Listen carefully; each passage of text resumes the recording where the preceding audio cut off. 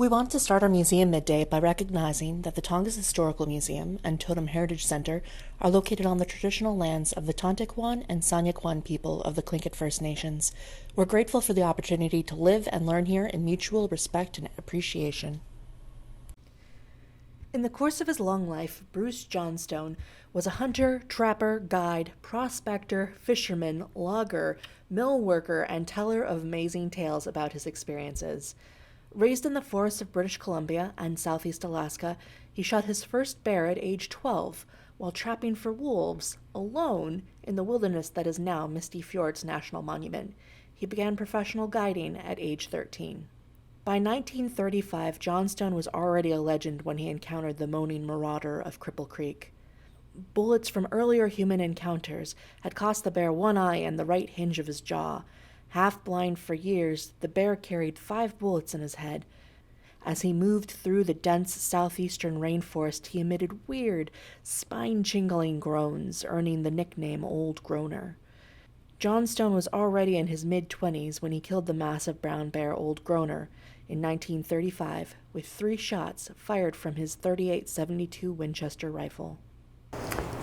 Chip Porter, born and raised in Ketchikan, on the south end of town, where all the tough guys lived. I don't know if that's true or not, but we had a good time. When did you first hear the story of Old Groaner? Okay, I'm going to have to think back. I probably heard it really early on. There was a story by Handlogger Jackson in an Alaska magazine, 1953. I'd have been 4 years old. My parents kept the magazines, and as I learned to read, I probably read the story there. From there was a book called Blood on the Arctic Snow that had the story in it as well. And it scared me to death of bears from then on, I'll tell you. I've looked over my shoulder my whole life looking for Old Groaner. Crazy. Philip Stage, or Rich Stage is what they call me. And I work as a maintenance guy at Community Connections, but do some art, most anything from stone to steel, and that's why I'm here today. Well, for years, I came up in 1972, and I came to the museum waiting to go out, fly out to Metlakatla to go to work.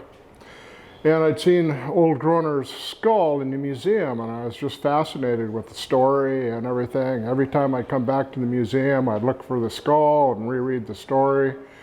And then it kind of faded off, and years later, like 50 years later,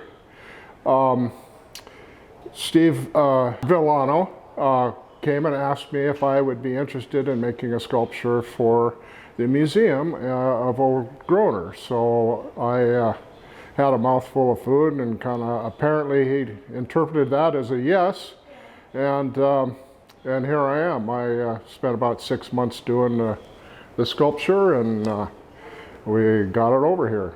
Well, when I first came to Alaska in '72, I read this. They had kind of a condensed little story, actually quite a bit more than is in the present exhibit, but you know, I thought it was pretty fascinating, and just the tenacity of the bear, you know, and how long it lived and this and that. Well, and like so many people, I think even Chip Porter was talking about reading the story in the Alaska magazine, and you know, everybody back then had a stack of old, you know, Alaska Sportsman or Alaska magazines, and I just happened onto the story, reread it, still had a little bit of fascination about the bear, and just let it go at that until Steve asked me to do something. My name is Ross Dorendorf. I work for the Alaska Department of Fish and Game, and I am the, the area wildlife management biologist for game management units 1A and 2. Very soon after coming into Ketchikan, my program technician at the time, Micah Sanguinetti, told me a little bit about it and said I have to read the story.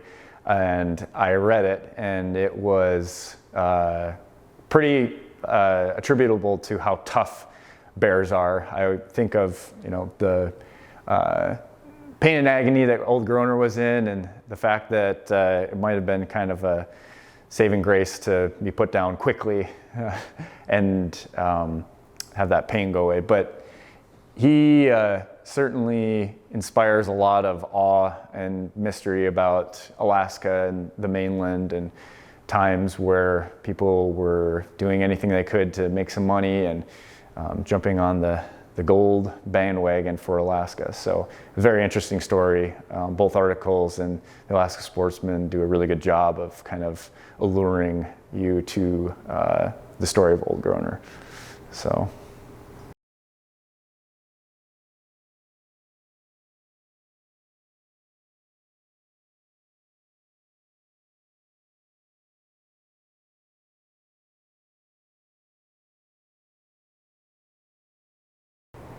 I got a job on a tugboat, an old-time tugboat, a boat that set trap anchors for fishing traps around the area. And this old-timer, after the fishing traps went away, he would go get log rafts from people. He'd deliver fuel and groceries, all kinds of things.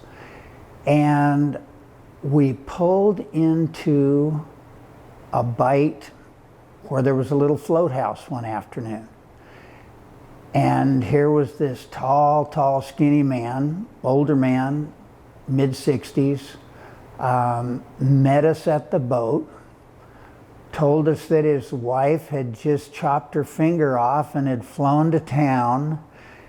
And my skipper, the tugboat captain, said, "Come on, we're having dinner here." And I didn't want to. I said, "No, I'll stay and I'm going to have a sandwich or something."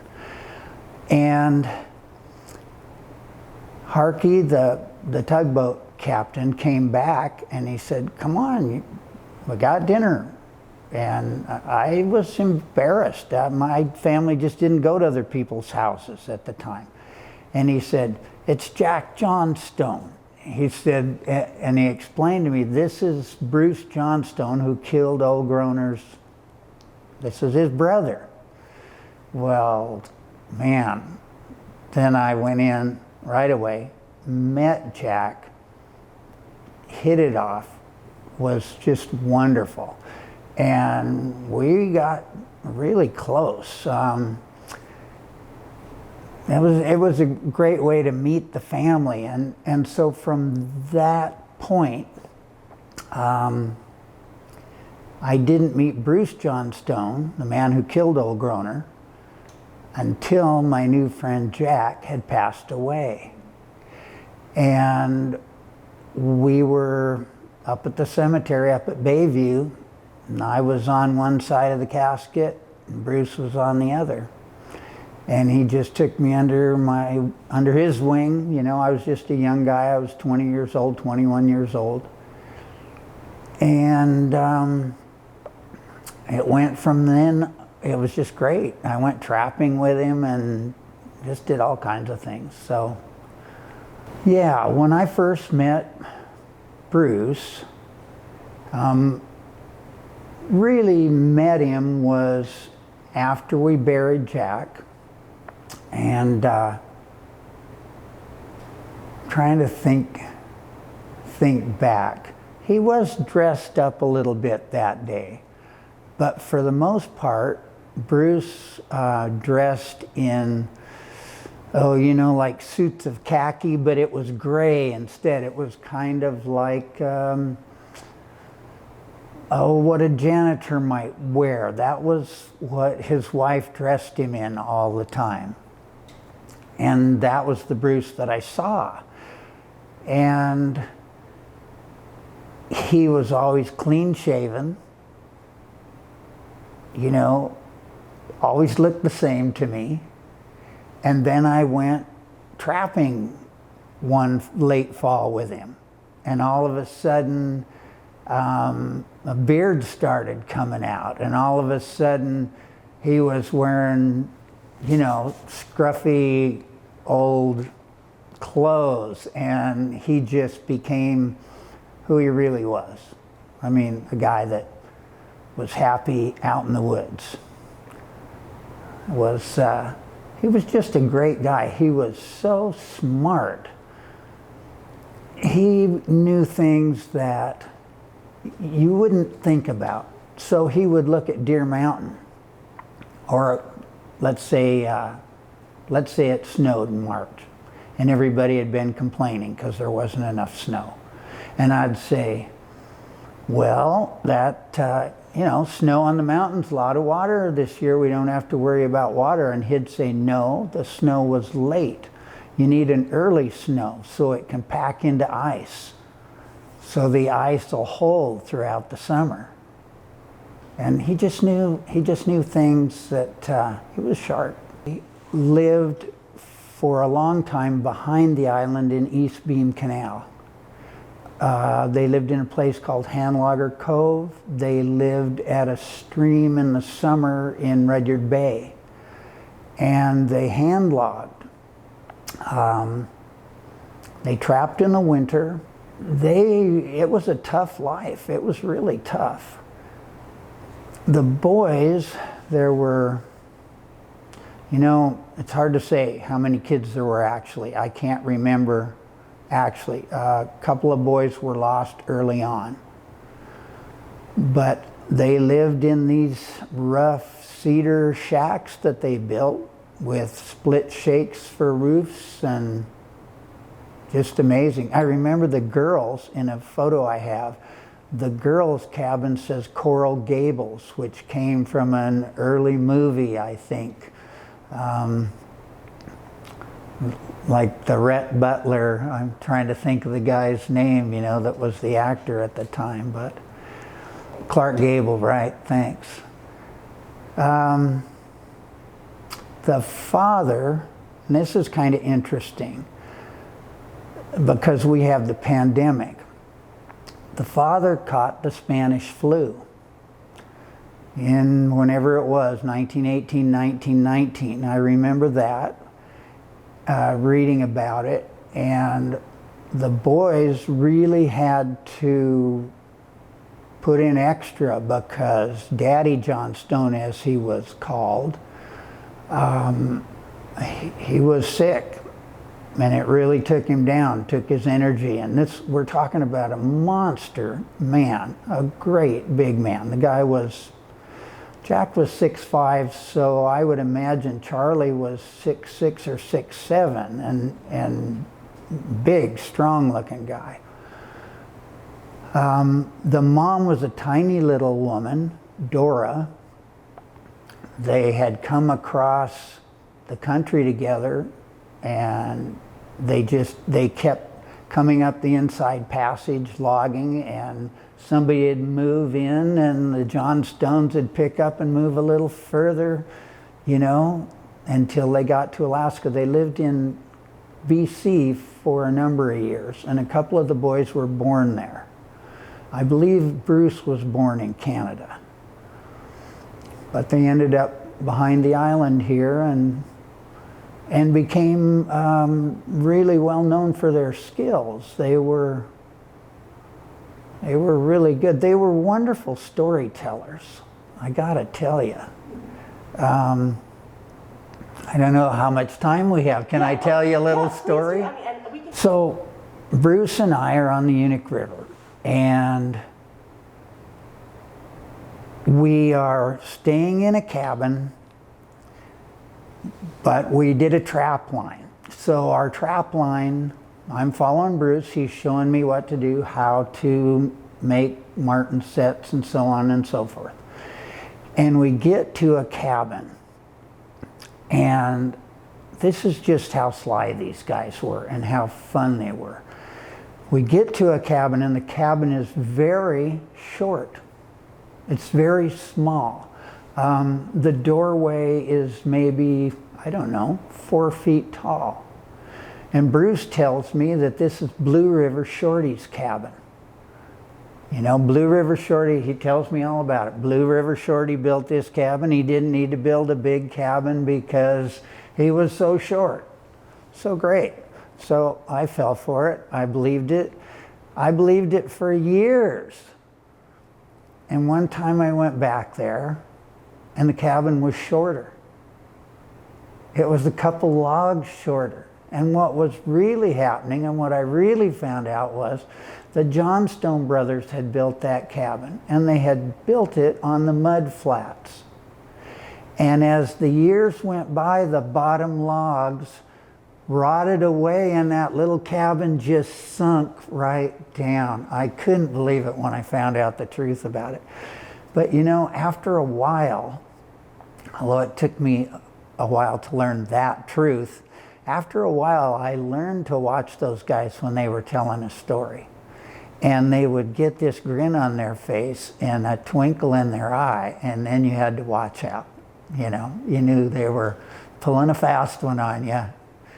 And they loved, both he and Jack just loved to tell stories. They were so good at it. But Bruce had a far more serious thing happen to him. With Old Groaner, nobody was ever hurt except Old Groaner. Slasher the dog got beat up a little bit, but the men didn't get hurt. There was a point where Old Groaner came after Bruce, and Bruce only had a pistol that was 410 cartridges. He was going to shoot, I think, a grouse. And Groaner, Bruce knew this bear was in the woods, and he would fire a pistol shot over his head. He didn't want to sting him, but he'd fire the gun, the bear would stop. Bruce would back up, the bear would start again. He'd fire the gun. So anyway, the Old Groaner story ended up with Old Groaner dying.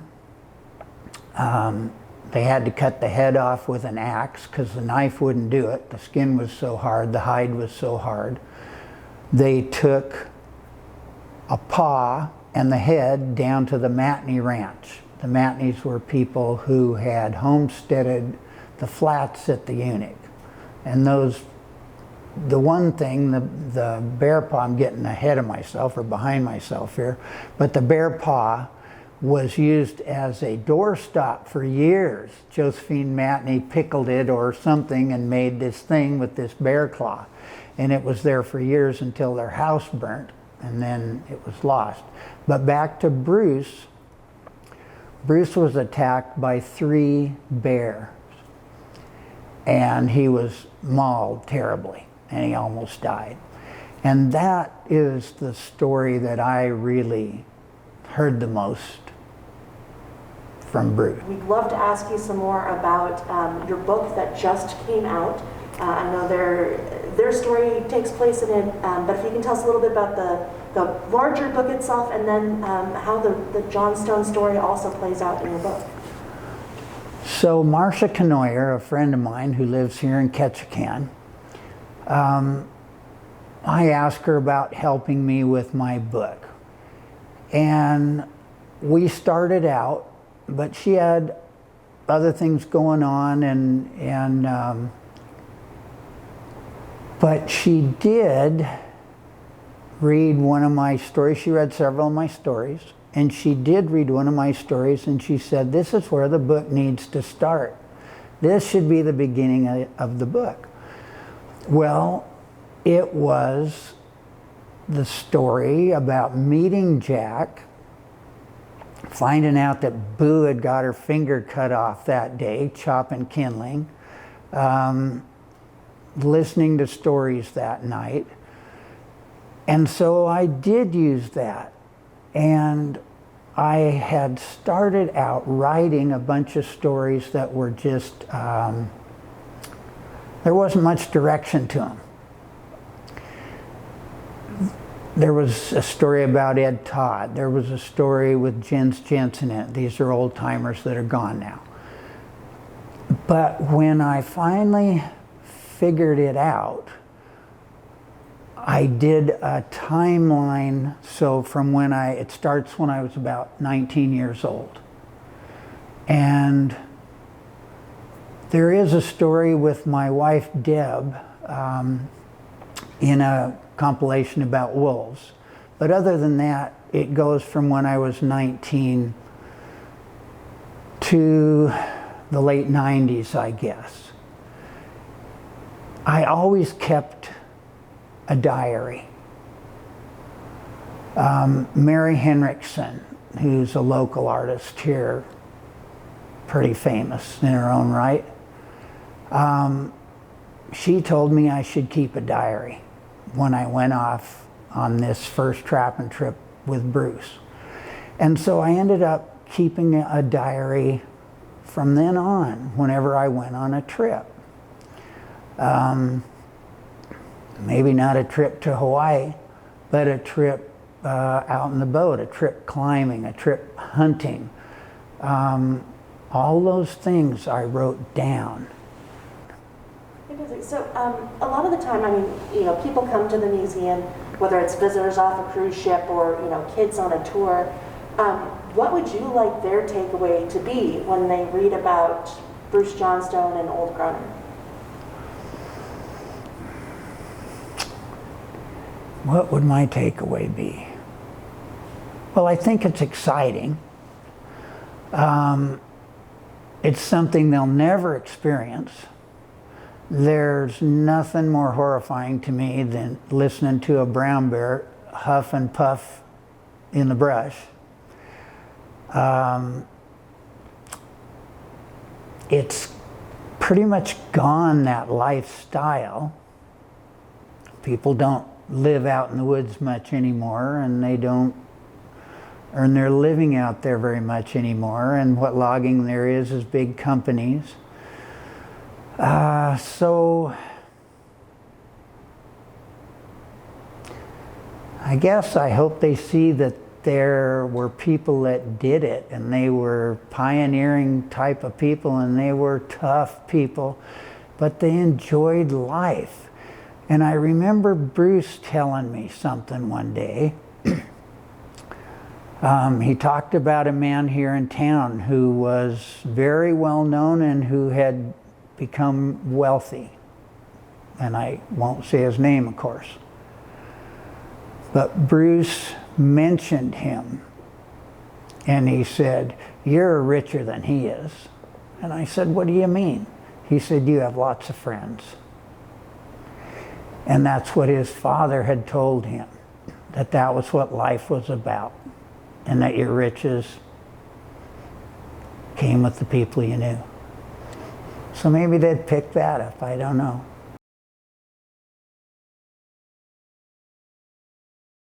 For that, I really liked out of the 1936 article in the Alaska Sportsman, the first paragraph I think is a really good introduction to the eunuch, and I'll just read it. So, in the southeastern portion of Alaska lies the Valley of the Eunuch, a majestic country embraced by rugged mountains, clothed in dense forest of hemlock, spruce, and cedar, a country steeped in romance and shrouded in mystery, endowed with rich deposits of gold. So I thought that was a pretty good introduction.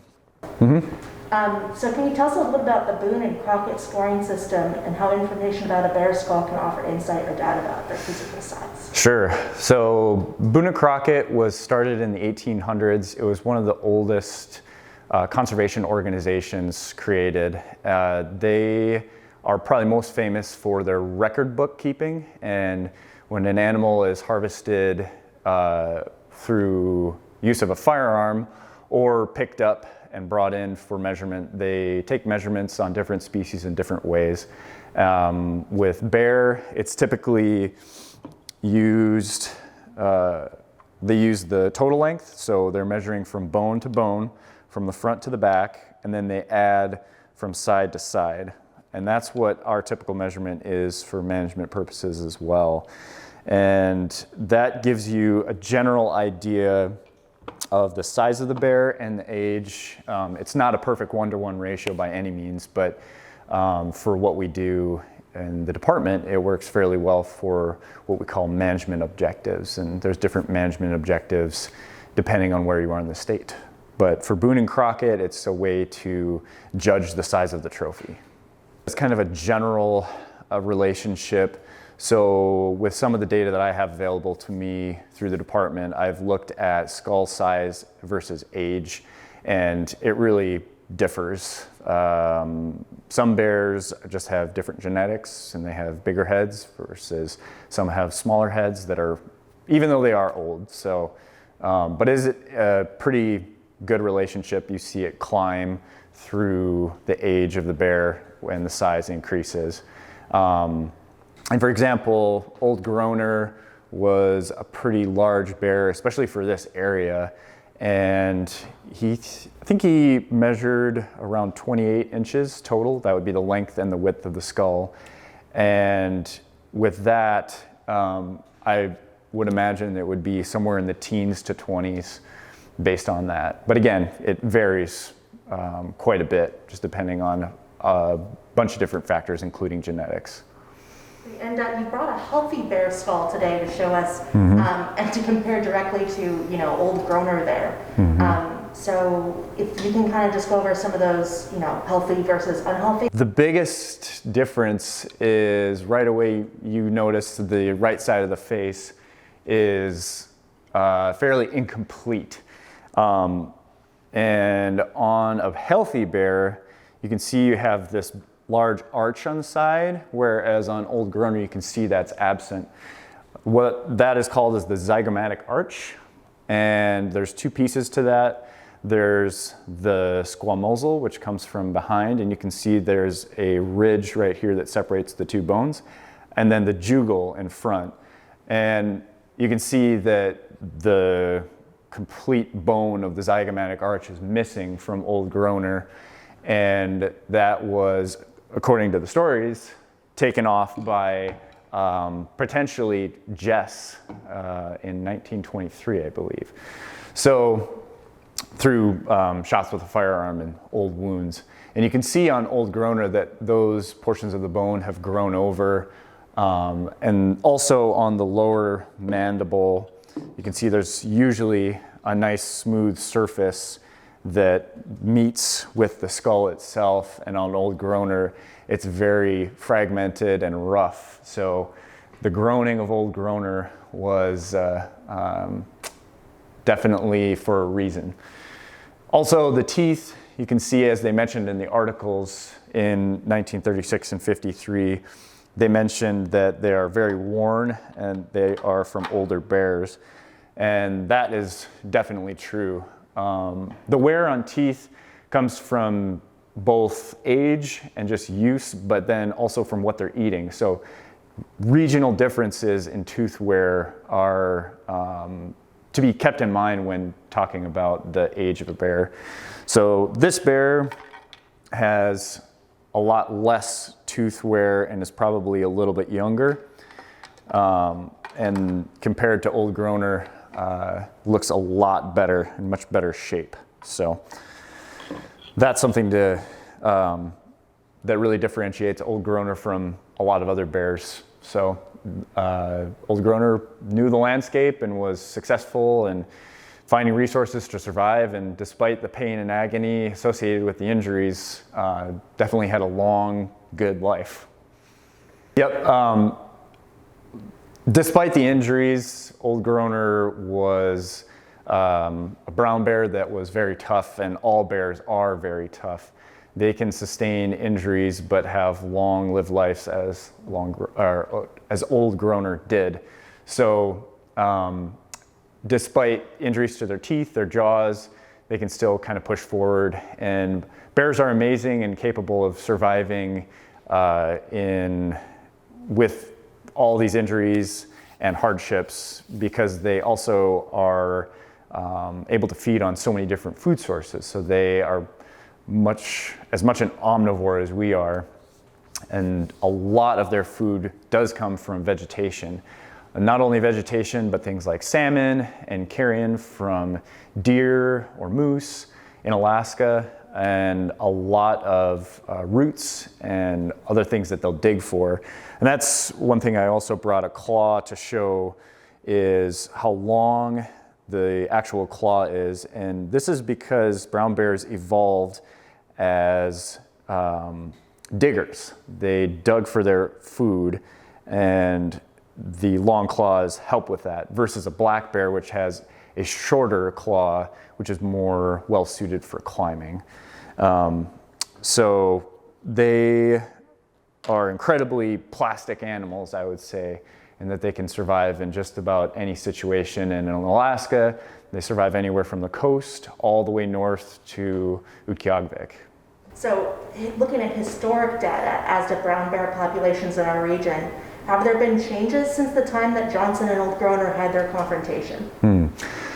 There's no data available for that time specifically, given it was fairly light use of the landscape by most people in these remote areas. There probably wasn't a lot of hunting and access to these areas that people would go specifically to. There were certainly people that did get out there for things like gold and subsequently hunted while they were out.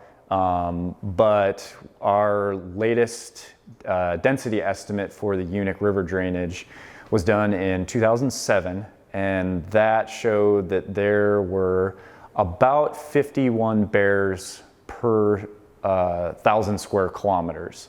And the density of bears along the mainland in Southeast Alaska is somewhat lower than other places where density can be much higher, like Admiralty, Baranof, and Chichagof Islands, which have been shown to have densities from 399 to 441 bears per square kilometer. So if you think about that, that's just about one bear per 2 square kilometers, which is very thick compared to the much less dense area along the mainland of Alaska. And there's a lot of factors that go into density of what a landscape can hold, and it all comes back to habitat. Habitat is key for wildlife, and the land that's all along the mainland in Southeast Alaska, there's a lot of rock and there's a lot of glacier, and that certainly plays into the density of animals and habitat that's available to them. So, well, that leads us to a question: are there brown bears here on Revillagigedo? And what's that population like, and why? Yes, there are brown bears. A lot of folks in Ketchikan may not see them and may not even know they are present on Revilla. However, we do have records of animals on the island, and it's a low density. We don't have any specific measures of it. However, in 2020, there was a brown bear captured on a game camera in the Traders Cove area. So typically, from what I've seen and read about and heard about from folks in town, is there's usually a small population, but they're typically north quite a ways. So there just isn't the good habitat that there is compared to the mainland on Revilla. So a lot of higher elevation, long, wide river drainages like the Unic or the Stikine that they really key in on for salmon during the fall. You know, with that Boone and Crockett, with the measurements of the skull, how did you translate that story of Old Groaner into the sculpture? So apparently at the time he was shot, there were some rough measurements made by the fellow that shot him, and Steve came to me with those measurements and said, hey, this is the measurements, can you make a bear like that? And I said, okay. So I stayed fairly close to what measurements we had. We had a measurement from nose to tail, and we had a measurement for the width of the paws, and so forth. So I just sort of went with that and then extrapolated out what I thought what the bear size would actually look like. How long did it take you from being approached to finishing the sculpture? Can you talk about that a little? Well, I think it was in retrospect, I think it was about a year, because he approached me, and then I had to build a little annex to build the thing, get my welders all together and all that kind of stuff, and then by the time I got it together, it was probably a year. And the only reason I'm saying that is I remember it was the end of the summer when he approached me, And then it was sometime in the summer when we were hauling that thing down the mountain. Well, my shop is up 72 steps and then some, so I'm not sure what that translates out to height, but probably about 150 feet. And so what I did is I did a high lead from a tree, which is a cable up in the air, and anchored to something down below, which turned out to be, the museum was nice enough to send me a couple of helpers. He had a 1-ton dually pickup. We tied it to his trailer hitch and tightened it up, and then cinched the bear on that and gave him kind of a zip line down to the truck. But it took a couple of times because the bear kept pulling the truck sideways. And so we'd have to redo and tighten it up. And it was kind of like the bear was still fighting, you know, it's like still, you know, I know it took, I think in the story it says 3 guys to turn the bear over. And when we brought the bear down, it kind of nosedived into a little stream and kind of a muskeg there. And it took us 5 of us to get us up into the truck. So, you know, it was still like this spirit was still not willing to go. You know, the sculpture probably weighs maybe 350 pounds. Well, I don't know what that bear weighed, but it was a lot. And for it to actually pull a truck sideways twice, no matter what we did, you know, you'd have to have an engineer figure out the numbers, but it just seemed kind of weird that it would pull a truck sideways, especially a big 1-ton dually like that, full of tools. Well, you know, some of the things after I reread the story recently that I picked up on was that apparently the bear had very little hair. And so I wanted to incorporate that just because the tenacity of the bear up there in the coastal range like that, without any hair, with 1 eye, and I don't know how many bullets in it, still managed to survive and was hunting right up to the time he was dispatched. That's a tough bear. And so there was a lot of things that kind of came to light. One, you'll see a little later maybe, is the, apparently it had been shot somewhere in the spine, and it had, I think, 3 ribs and several vertebrae that had sort of well melded together, you know. And so I show that in there, or on the bear. I kind of like people to know that. It looks like kind of a welding mistake, but that's the reason that stuff is there. And then the other thing is, you know, I kind of went with the wire just because I think it would be a little overwhelming on the sides of the museum, and you could kind of see people on the other side, see the other exhibits. And then a legend should be a little gossamer anyway. Well, I just hope they appreciate the tenacity of the bear. The bear is to be respected, you know.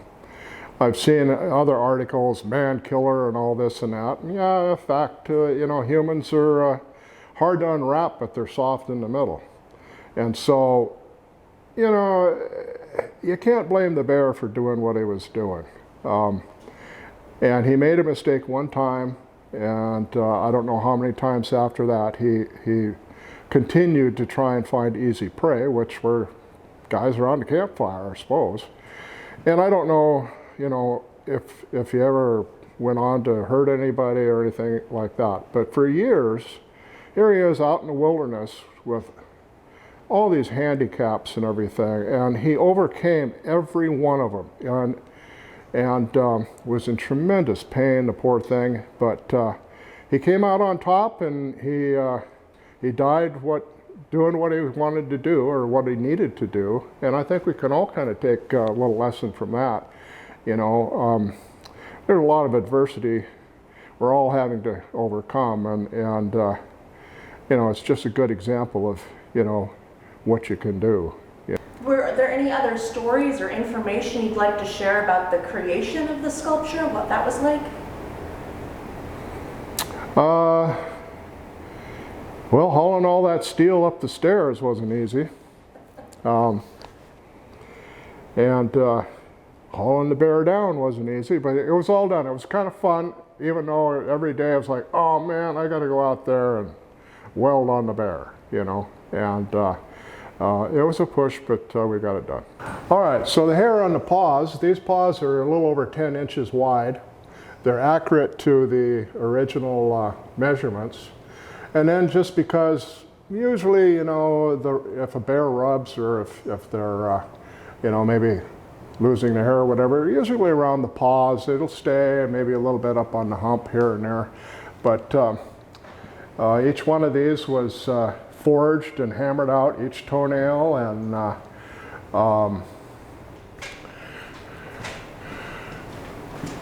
this area up here, up on towards the spine, it's a little rough area. I don't know, you might be able to get it better over here. Yes. That's just, it's not accurate, but it's somewhere around where they said that the spine had fused together with the rib cage. So I just put that in there just as a reminder that it wasn't just being shot here and there. I mean, he was shot and healed, shot and healed. His eye was shot and healed. And still, he just kept on going. Well, the pose, I just kind of wanted it to be not so imposing like he was, you know, a lot of taxidermists and stuff will do a bear where it's really aggressive and it's, you know, about to get you. And I didn't really want that. I just kind of wanted him to sort of be, you know, show his power, but at the same time, not exactly like he was, you know, that's all he was a man killer, you know. So I just kind of, you know, like I kind of imagined this pose being what I think Mr. Johnson, is who shot him, saw when he came through the brush and his first swat at the dog. But it's not, you know, I think he was probably surprised, Mr. Johnson was surprised, and it just went on from there. Well, I want to definitely thank you for, you know, coming out and sharing a little bit about your process and about the sculpture and the story and kind of how you first heard about it. And then, you know, 50 years later, making the sculpture. So that's fantastic. I'm very pleased that you're able to share. Yeah, it was weird how it all makes a big circle. And I hope that there's some offspring up there running around.